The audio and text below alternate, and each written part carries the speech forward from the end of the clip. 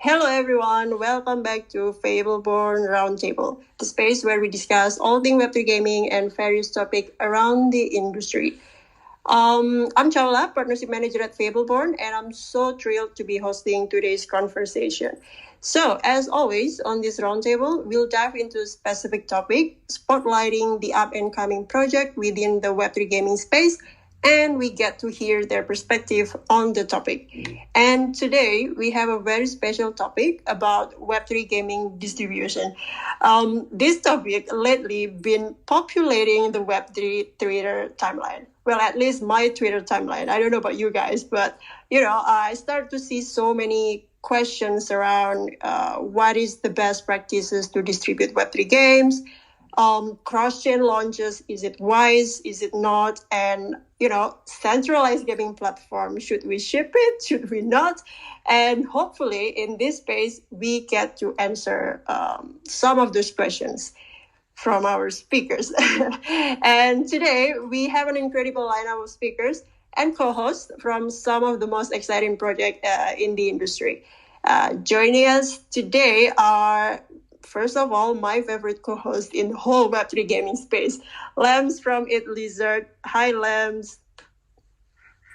Hey, how's it going? Thanks for that very nice, warm intro. Very excited to be here. This is a great topic. It's definitely a very interesting one in the current market.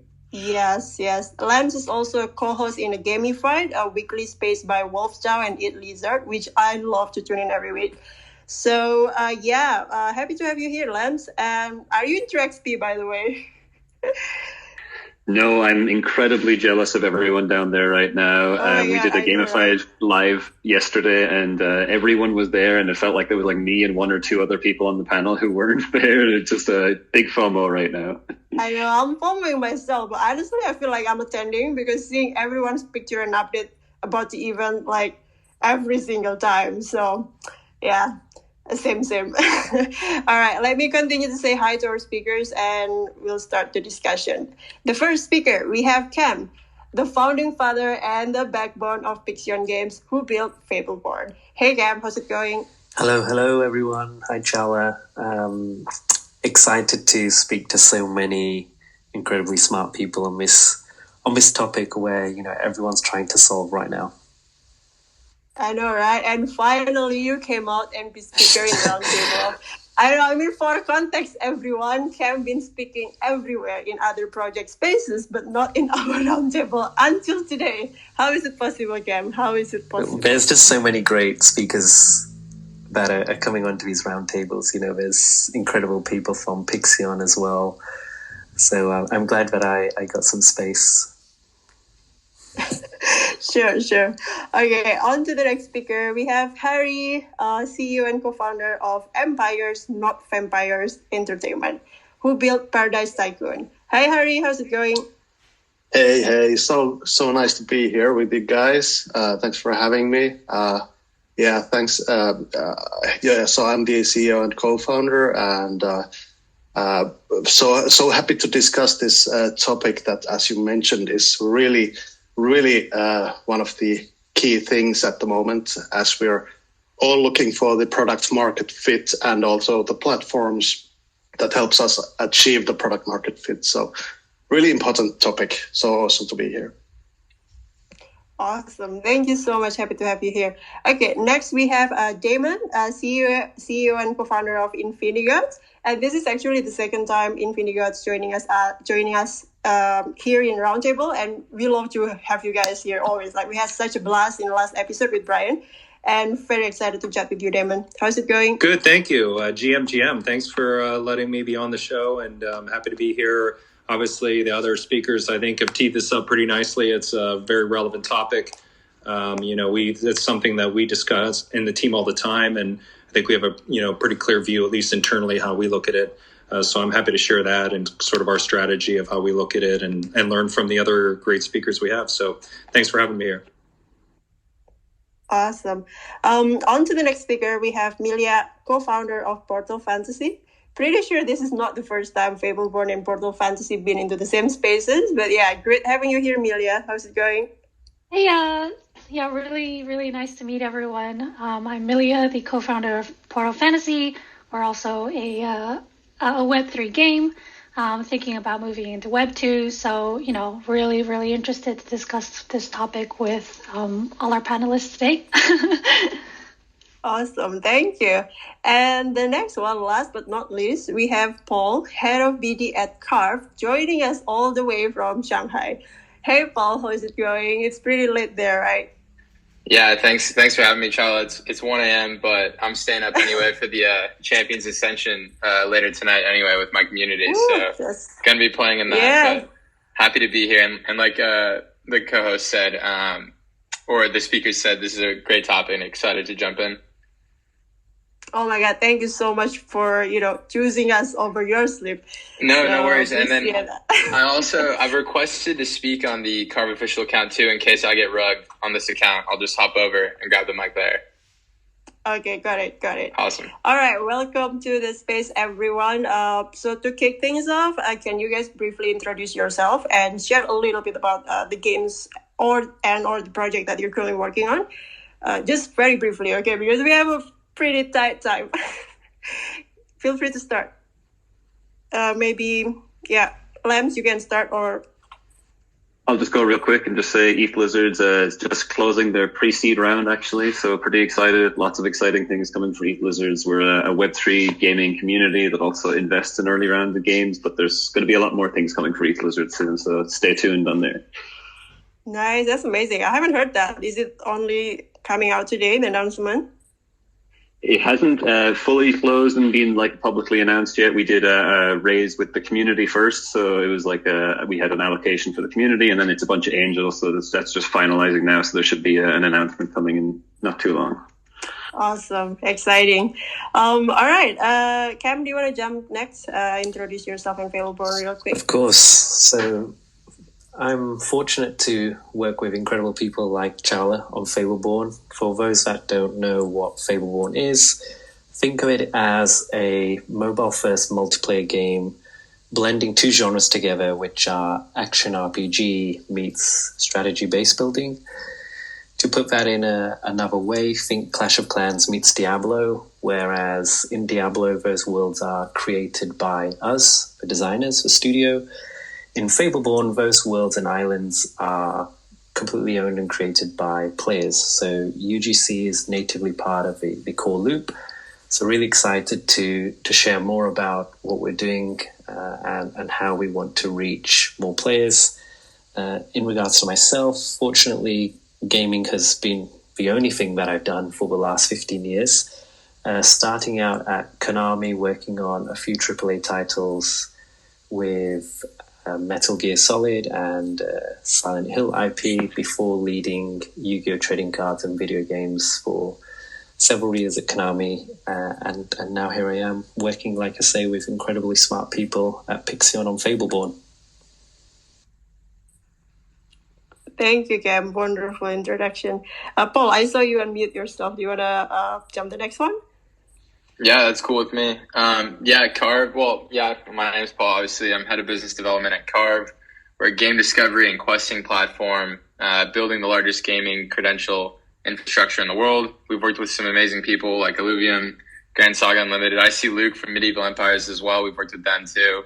And we just passed around 100,000 monthly active users and have a lot of cool stuff going around at Carve. So happy to be here. Thanks for the invite. Super stoked to talk to everybody. Awesome. Thank you, Paul. Harry, you want to jump the next one? Yeah, sure. Why not? We are building Paradise Tycoon at Empires & Vampires currently, which is social life sims spiced up with tycoon gameplay. We usually describe it as Animal Crossing meets tycoon games in general. That pretty much describes it quite well. We have a lot of experience as a studio from the idle tycoon genre. We have been doing a lot of free-to-play mobile idle tycoon, but also other genres. And about me briefly, my background is I've been in the gaming industry for almost 20 years now. Have been wearing a lot of hats, doing a lot of game design, development, also composing some music for games. And Previously, before founding Empires, I was the marketing director at Fingersoft and helped launch Hill Climb Racing 2, for example. So, yeah, I think that covers us pretty much. And really excited to speak with all of you. Awesome. Thank you, Harry. Damon, feel free to grab the mic. Thank you. Yeah, no problem. My name's Damon. I'm co-founder, CEO of Infinigods. My background, just real quick, I started in gaming freshly in 97. So I've been doing stuff for a bit. Lots of different roles, technical background and other stuff along the way. Prior to Infinigods, I started a company in 2014, which sold in 2015, and I stayed on for an earn-out for 5 years, and that kind of put me like right smack in the middle of blockchain gaming and its sort of initial launch phase. And so, too exciting for me to sit on the sidelines. So my co-founder and I decided to start up Infinigods. We have a really great team and international team. Our product strategy is a multi-product. We have Infinimerge, which is out now. It's a merge-based game, maybe is obvious from the name. And then we have real-time strategy game, which actually is in alpha now as well. And a third product coming soon, which is coming actually early fall, which is going first to mobile. And I'm sure we'll get more into that in terms of distribution. But lots of things going on, and happy to be here and talk about this relevant topic. So thank you. Awesome. Thank you, Damon. Last but not least, Milia, the floor is yours. Portal Fantasy is a creature capture adventure RPG. It is a pixel game. So if you think about like Pokemon meets Link's Awakening with quests, that's kind of what we are. We also have another role called Architects, which players can build entire maps and quests for other heroes. So yeah, I think it is multiplayer. So you can play with your friends, or you can play with strangers. There's PvP, lots of features. We're currently in beta. We just had a free mint that was really awesome, that we minted 22,800 kind of unique minters just in under 9 hours. But yeah, just a fun pixel RPG game. Awesome. Thank you, Milia. That's very impressive. All right. Thanks for the intro, guys. Once again, lovely to have you all here. So I'd love to jump straight in. Let's start with the basic questions. Actually, the first, part of discussions.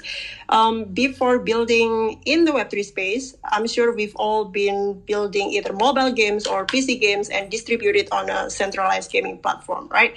And now that we're building on the Web3 space, is that distribution strategy still relevant? Would you distribute your Web3 games on a centralized gaming platform? Actually, I would like to ask Damon here, because I heard you guys are prepping up to launch on Epic Game Stores. Is it correct? And can you tell us more about that? Yeah, sure. So Epic is one of the platforms for one of our products that we are going to be launching onto. In terms of how do we look at like centralization versus decentralization? I think for us, we have our whole sort of ecosystem based off of this concept of off-chain to on-chain pairs and elements in our products. And so we kind of look at it as let the consumer be comfortable where they're playing today. Let's call it just gamer, forget about Web 2 versus a Web 3 gamer. I think we're going to start to see, if we haven't already, conversations be less and less like talking about specific segmentations, like talking about a Web 2 versus a Web 3. I think we're going to hear more and more with more and more just gamer.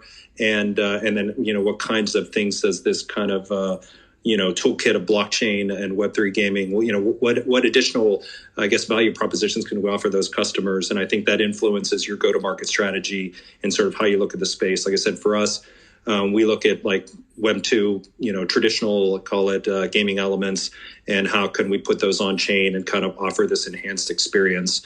And, and then looking, you kind of have to overlay that with store policies and concerns with regulatory and compliance issues. And that's kind of driven us towards, our particular go-to-market and which platforms and distribution channels that we look at. And as you mentioned, Epic Store is one of those.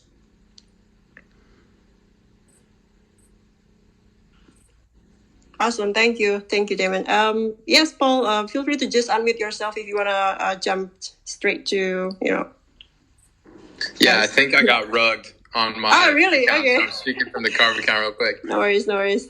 But I want to say, completely agree with what Damon said about gaming. I think we're definitely trending to a place where it's not Web3 versus Web2 gaming anymore. It's just gaming. A lot of games are coming out this year. I think everyone on this panel is building something cool that are going to help us get there.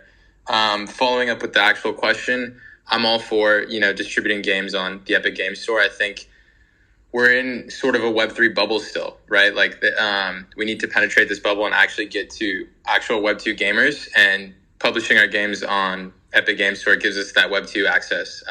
So I definitely think it's a step in the right direction. Yeah, I'd like to add to that is discoverability, how I think about distribution. For us at Pixion and Fableborne, discoverability is really important, and I'd say that's step one for any Web3 game or any game, regardless whether it's Web2 or Web3. When we look at scale, then of course I'd say, particularly for a mobile game and specifically for the app stores, we obviously know there's regulatory issues, the walled garden that both Apple and Google have. Starting to circumvent all revenue into obviously their pockets. That walled garden is starting to see some chinks in the armor. But for Pixion and Fableborne, I'd say we look at how do we reach millions of players. That's a scale that we've reached previously with games we built in the past. And right now, as Damon mentioned, we want to reach millions of players, and to do that, we have to deliver Fableborne and make it accessible where players currently are, and that's right now not on Twitter, that's not on Discord, that's on game launches like Epic Games or the App Store or Google Play Store. So I'd be very surprised if most games don't look to partner with one of these platforms.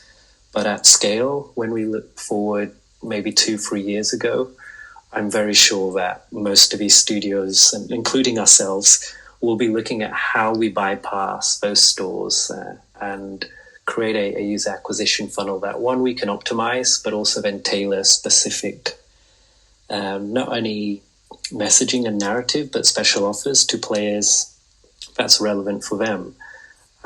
Of course, we then have the benefit of being able to utilize and take that revenue that currently Apple and Google have and maybe push that towards players and give them added value. So step one, discoverability, that's absolutely on app stores and launch partners right now.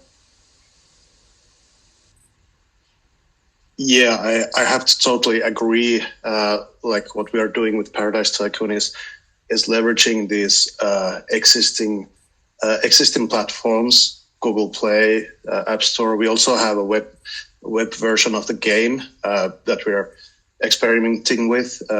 But as we have a lot of experience and other studios have a lot of experience on getting users on those centralized platforms and discoverability, like how can you do App Store optimization? How can you if you have personal connections with the platforms, that helps also to get your game to be featured or something like that. So what we're doing at Paradise Tycoon is we're leveraging our past when we have been doing user acquisition. We know how the funnels work, and I think that's really important to think about. Not just like if it's centralized is bad or something like that, but we just need to make sure we get as many players as possible. And I think that's a very good point, that we shouldn't be talking about Web3 or Web2 gamers. We need to think about gamers in total. Of course, there are gamer segments and different platforms provide different kinds of segments. Web3 launchers provide probably more Web3 savvy players, and And Google Play, for example, has Web2 player segments that are different from those Web3 players. But we definitely need to talk about gamers in general, and that's a good direction, I think. But yeah, I think like centralized platforms are something that everybody should leverage, and also the Web3 platforms. Well, we're doing both with Paradise Tycoon. Awesome. Thank you, Harry. Milia, do you have anything to add to that? Not really. I think we've covered everything.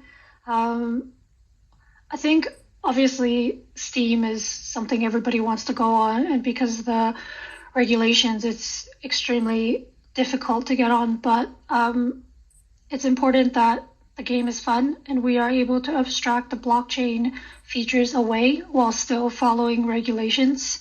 So that's kind of what we're heading towards. I think Epic Games is great, but I think our main kind of goal is to be able to launch on Steam and then tandem launches on mobile and Apple Play and Apple Play, Apple Store and Google Play to kind of make sure we have a big launch.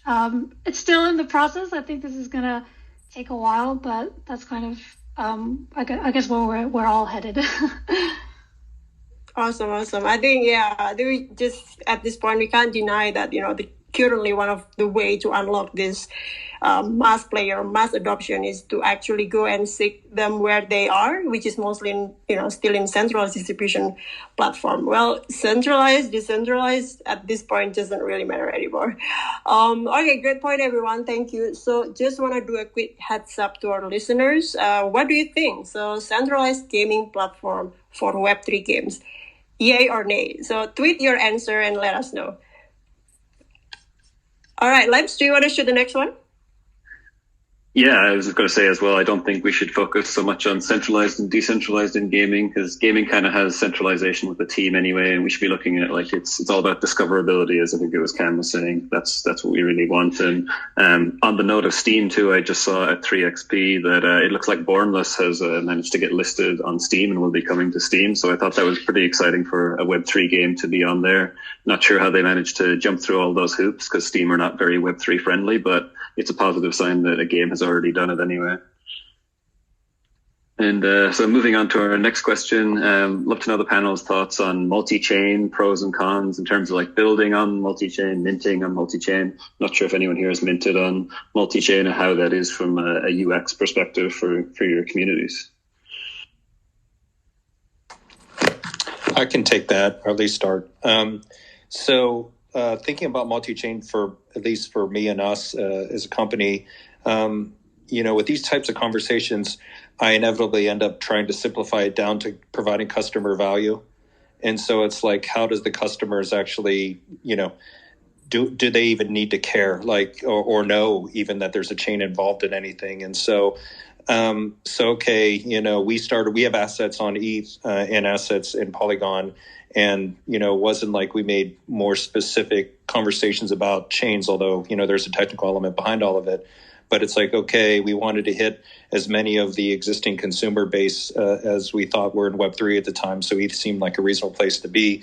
And then with Polygon, we said, okay, now that we're moving into transactional assets for our games, how do we look at reducing that, any kind of gas or tax or fee or however you look at it, to our customers, and it just didn't seem right to burden them with some kind of higher tax or a fee to transact or to have digital asset ownership.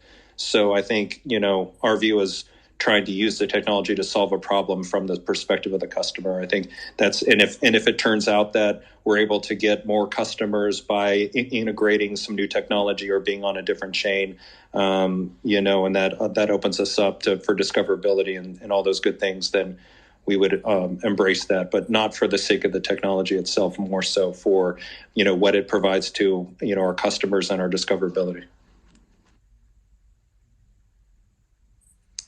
Yeah, I can maybe add to that. From Paradise Tycoon's side, our thinking has been pretty much the same.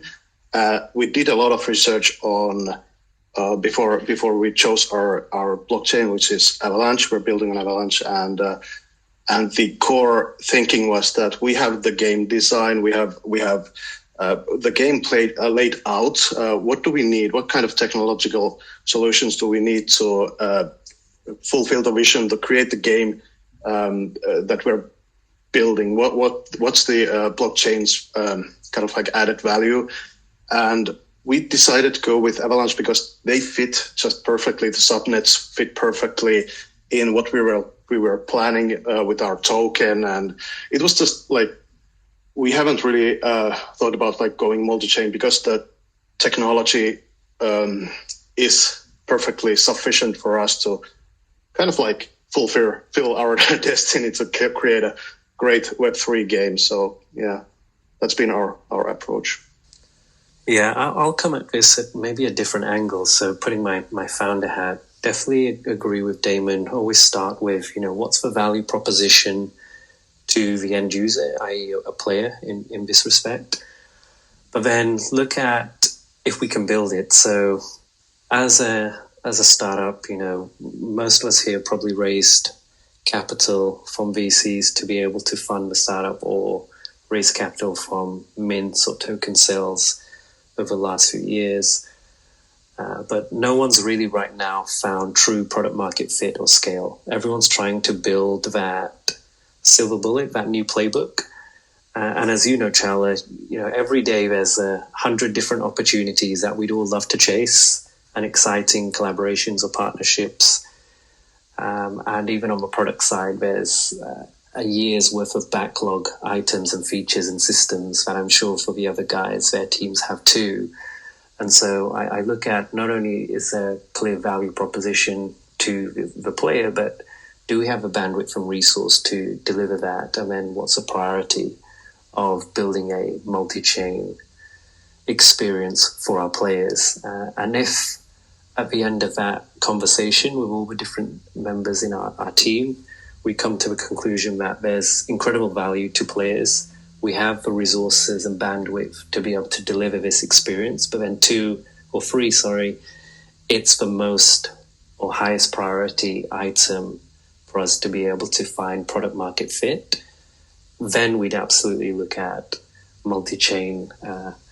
But right now I'd say, it doesn't fall high on our agenda. There's definitely some pros, but not large enough that I can see anyway to a player. I look at it more from a distribution point of view, where these chains give you access to potential new cohorts of players or new communities and audiences.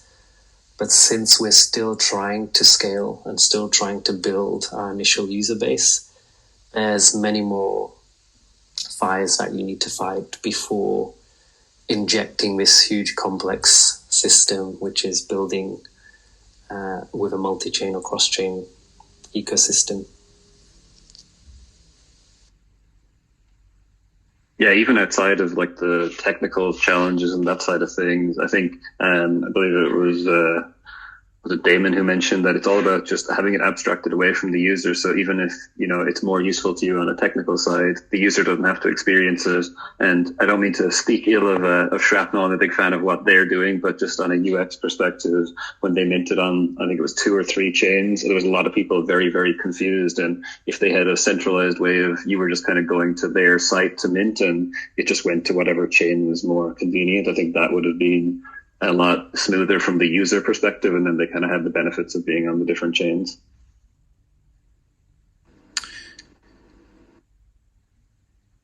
Yeah, I'll follow up on that, on the Carve account real quick. But first I wanted to comment on sorry, that's my feedback from the other side.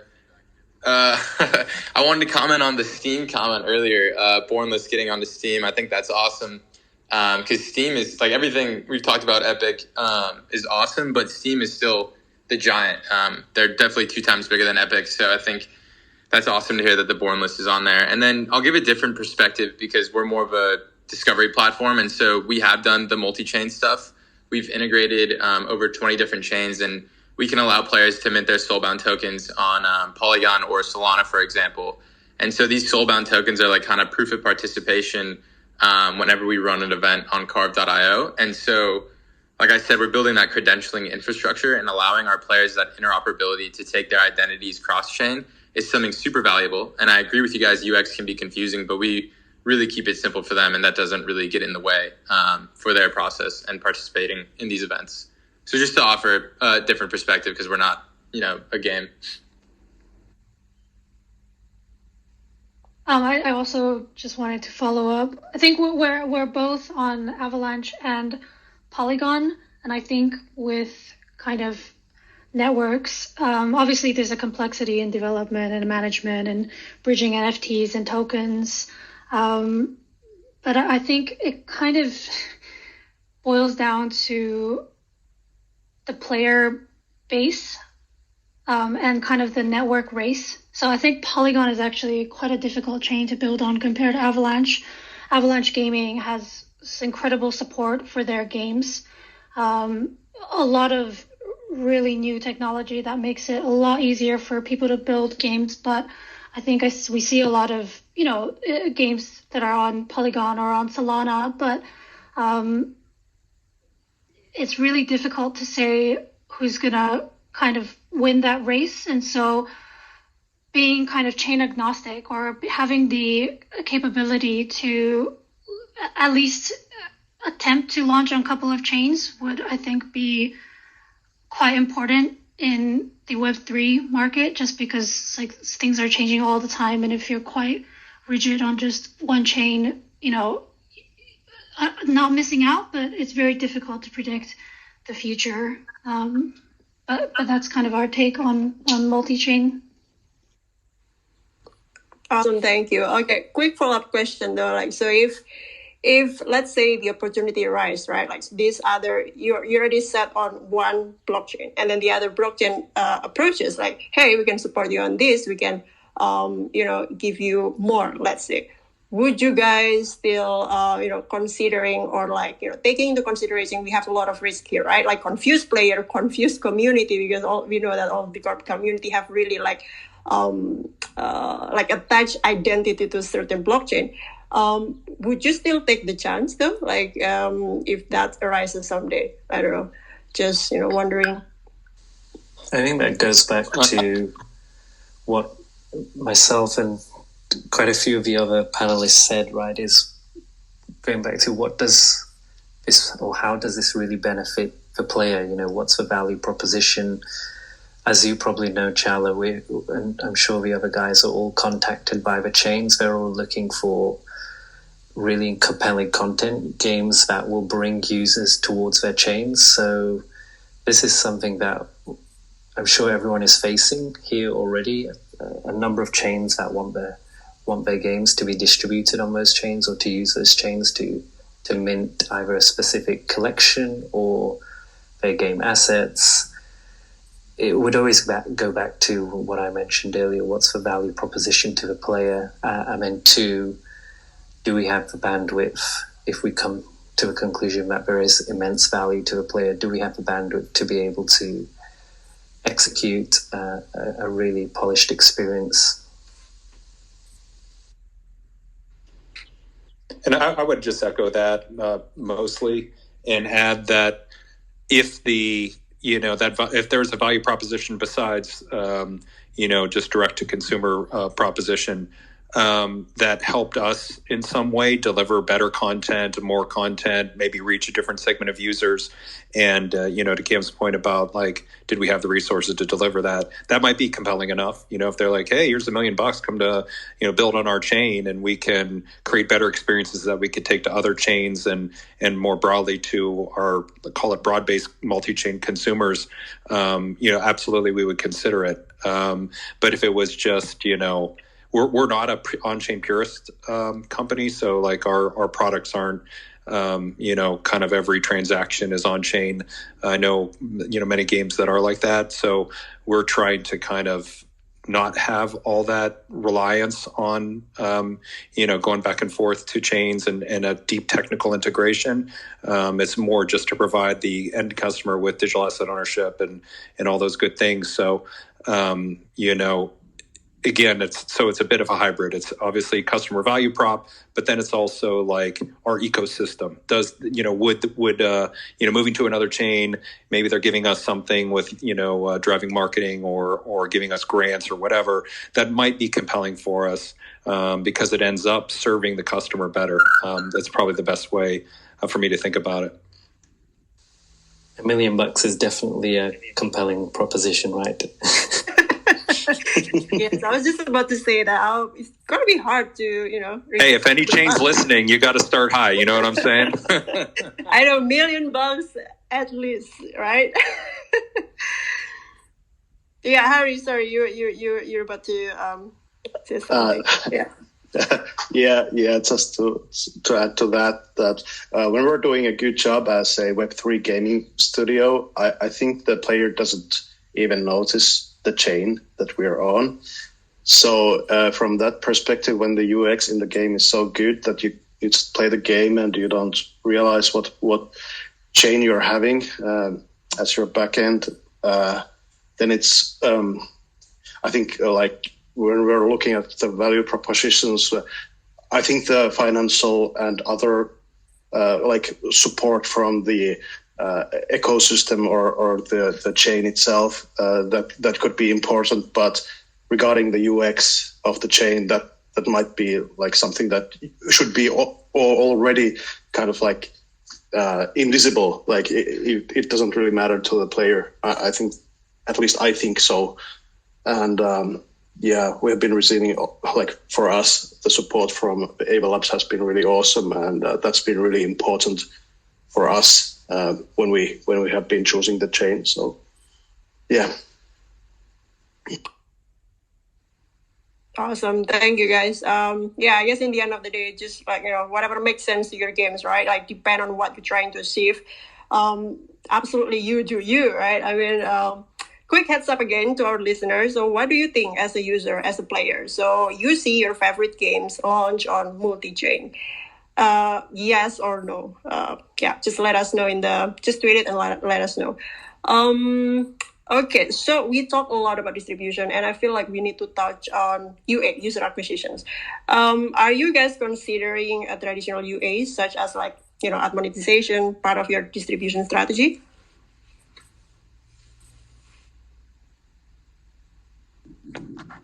Sorry, was the question ad monetization as part of the distribution strategy? Like, are you considering traditional UA in your Web3 games distribution strategy? Yeah, I mean, honestly, and thank you. Sorry, I just want to make sure I understood. No worries. Yes, I mean, actually, that is our distribution strategy. It is. It kind of goes back to what I said earlier, not to be silly about it, but I don't look at a Web 2 and a Web 3 gamer anymore. So I'm just looking at gamers and how do I get more of those people into the product. And so it's just, we've at least leaning to my background and the background of the team, call it traditional user acquisition is what we've been doing for the last, call it 10 years or more.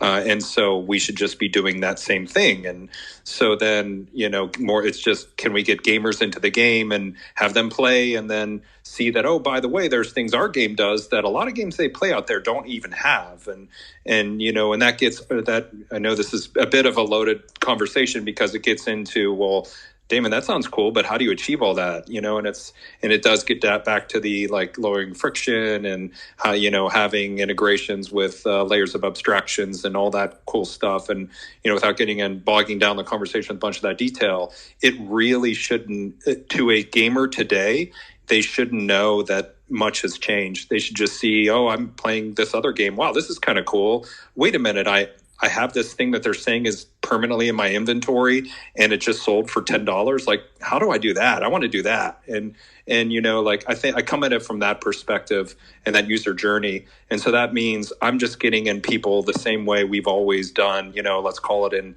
in historic user acquisition terms. So that's basically how I view it. I'm summarizing a lot of sort of deeper technical challenges, but that's how we view it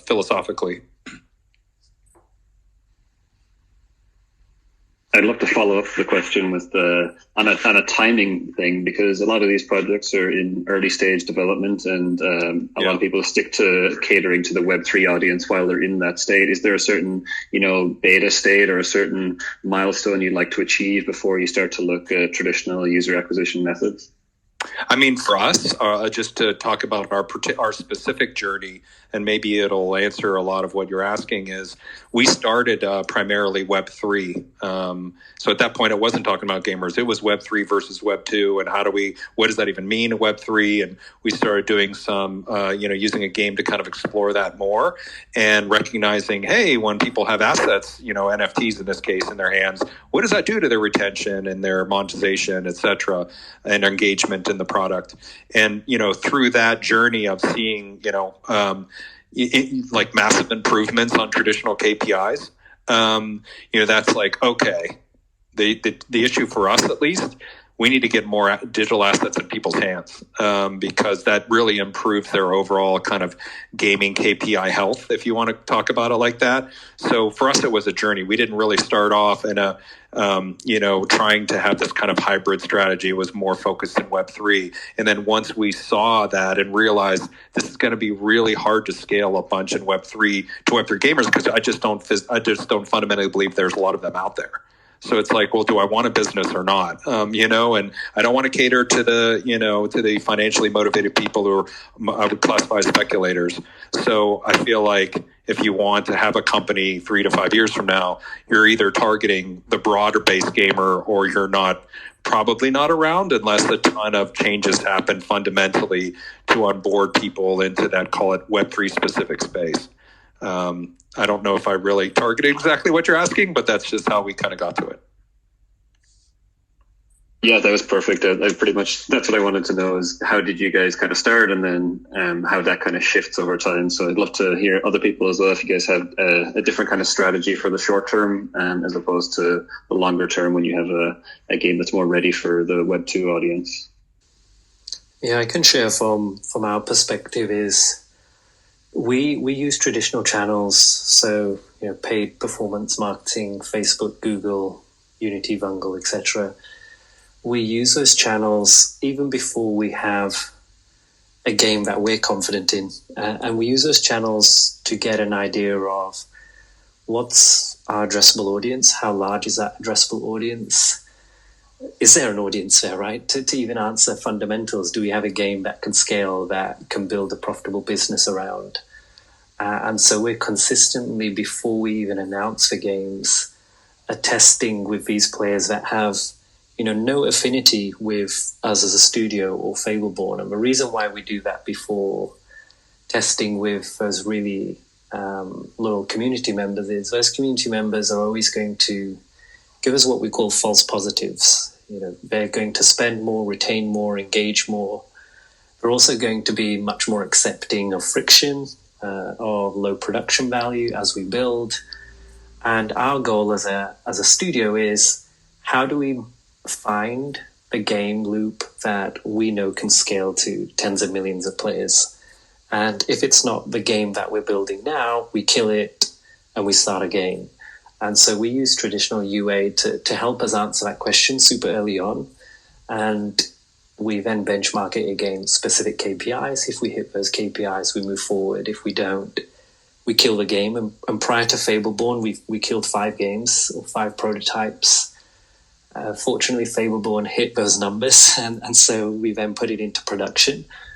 And alongside now our community, we also run traditional paid UA, and we do that again just to give us a clear indication of where the game is benchmarking, where we think at scale, because our community members are going to be those real brand evangelists, like I say, but not indicative of tens of millions of players around the world. So I'd recommend using traditional UA as soon as possible, even before you've sometimes written a line of code, just to get marketability testing on the product and the game and the idea itself.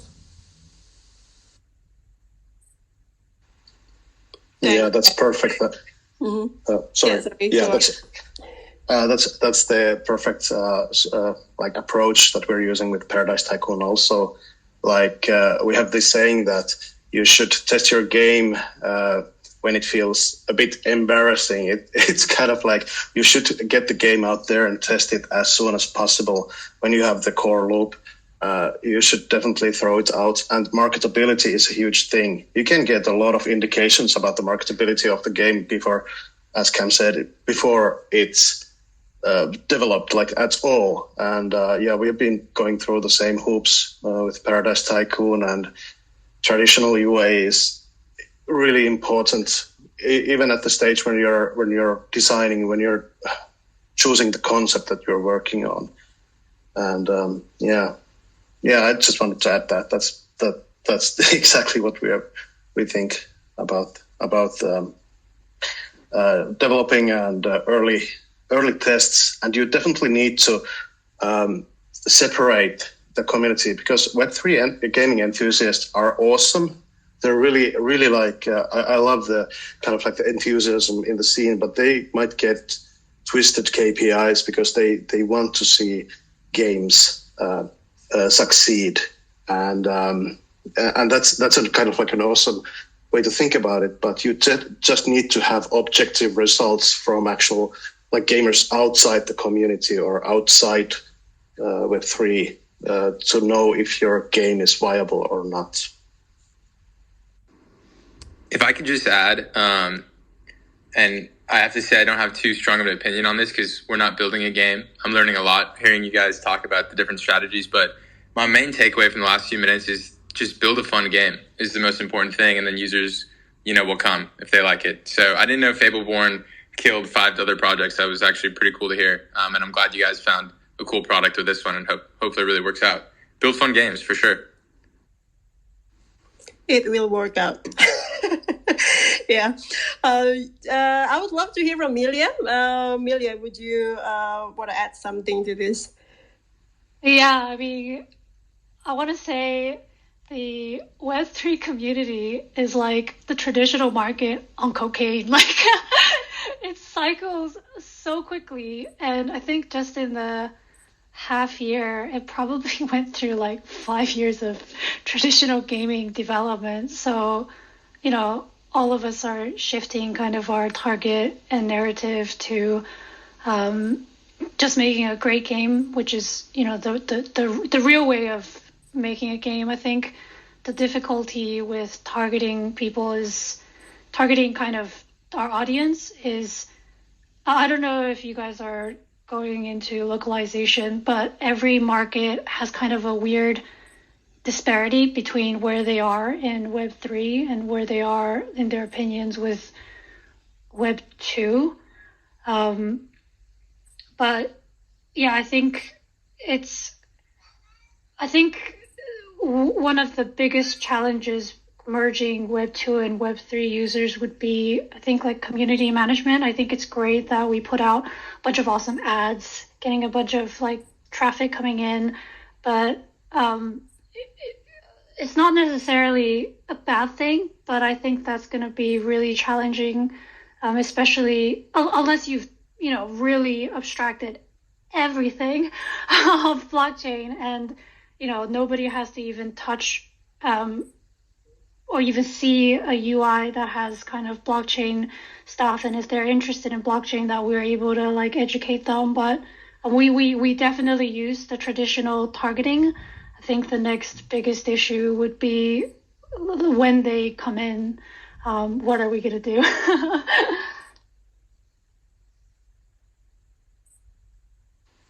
Awesome. Thank you, Milia. All right, guys, we are almost on time, actually. We scheduled this for 1 hour and really appreciate everyone's here. And thank you so much for sharing your insight. As Paul said, so many things to learn and potentially also to apply to our own project. But before we wrap up our discussion, I would love to get some updates from each of you. When can we expect your project next milestones or releases? Charla, can I ask you when we will expect? No, I would like to ask everyone here. Yeah, I can go first. We are, as I said at the beginning, we have 3 products, one of which has been out for a while. We have a major product update coming in 2 weeks' time for that game for Infinimerge. The other project called Immortal Siege that we talked about being on Epic Store, our plan to launch that is in the Epic Store early fall. But prior to that, over the summer, we are going to have a proper release on web only just to start, and have some exciting news around delivering new assets and things that can be used immediately in game. And then a really big project we have that we're working on that's mobile first in the Google Play and iOS stores. That'll be launched to those stores in September. Awesome, thank you, Damon. Very excited to for that. So yeah, Harry, do you want to jump in the next one? Yeah. Sure. So what we're doing with Paradise Tycoon next is we're launching an NFT mint. We're minting Paradise Passports, which are essentially like passports to the upcoming multiplayer update that's coming after in the end of this summer, and it's going to be the biggest update we have done to the game, I think, since the first community alpha we launched last year. And it's really exciting for us also to actually have players playing together and having fun, and we're really looking forward to getting the updates out.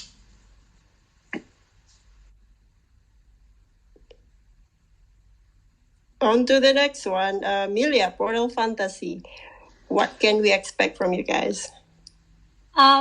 We're still in our closed beta. We are looking to launch this year.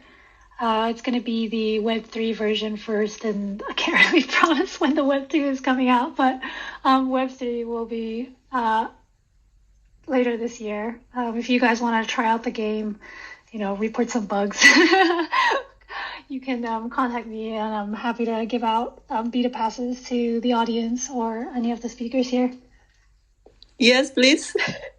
I'll slide to your DM after this, this roundtable. Paul, over to you. Do you have any update for us here? Yeah, of course. And I got to say, I love these questions where we could chill our projects. It's my most favorite time in these spaces. But we got a bunch of cool stuff coming from Carve. Obviously, I guess the new website is going live any week now. It's going to be very clean and fresh. And then I think the one thing I could tease that we're really excited about is that we're doing a mega game fest for the summer, like a mega campaign. We've invited a lot of our partners that are committed, but we're going to be doing panel discussions with some top games in the space, some beta testing exclusively on Carve, just some really cool stuff, activating a lot of our partners. And so I know there's some games on here. If we aren't already connected, would love to slide in your DMs. You can slide in mine. They're always open.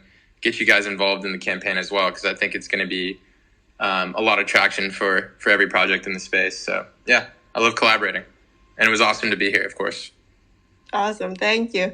And Kam, please feel free to share our updates. We would love to hear from you directly. I'll just read from your notes. And so for Fableborne, we've got a really exciting 3 months. We'll have a really big announcement about the studio and some incredible partners that are coming along for the ride. A few months ago, we launched a new hero, Leon, who I know Leon for me is one of my favorite heroes, and there'll be another hero coming into a new build very soon. As those that maybe follow us, they know every 4 to 6 weeks we put a new build out with new features, new contents, or maybe a new event. So look out in the coming weeks for not only a new build, but we're going to be teasing what our version of lunchtime esports is, competitive multiplayer games all played in short snackable sessions through Pixian League, the tournaments that we run. So we've got a lot going on, and somewhere in between there may be an opportunity to mint something very cool.